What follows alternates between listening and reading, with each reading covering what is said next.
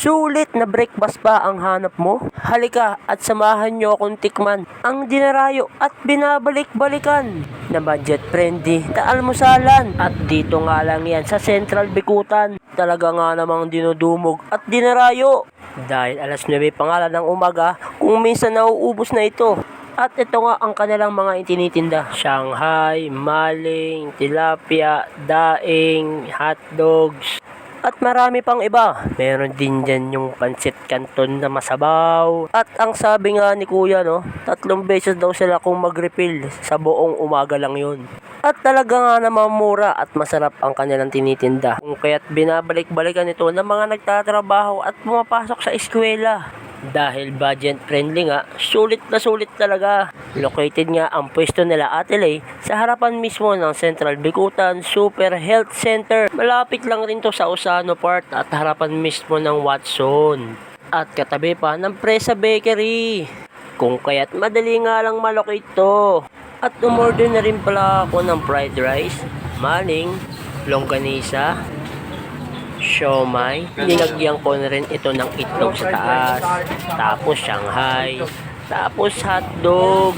At 72 nga lang lahat ng babayaran ko dito. Siyempre, nilagyan ko na rin ng ketchup. Tara, tikman na natin. So, andito ngayon tayo sa gilid, masyado kasi maraming tao dun sa pwesto nila. So, mga palang in-order ko. Pork Shanghai, hotdog, maling, fried rice, Shanghai, longganisa, siomai, tsaka itlog.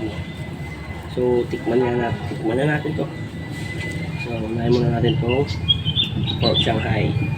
Ito pork Shanghai. Ayan.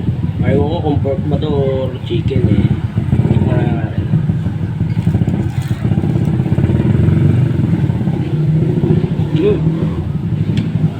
Crunchy.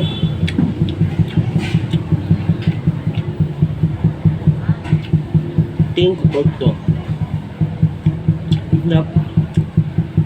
Malasa. Hindi ganun kakalat. Panalo sa akin, panalo. So, ito naman na nitong fried rice na may itlog.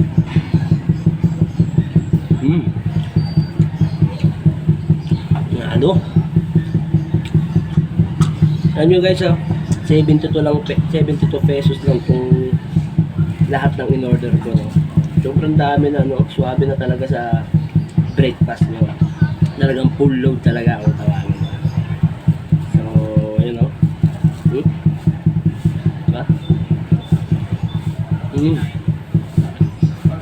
Grabe. Ito talaga yung binabalik-balikan dito. Mura na, masarap pa. At ano pang iniintay ninyo? Dayuhin nyo na at tikman ang kanilang budget friendly na almusal.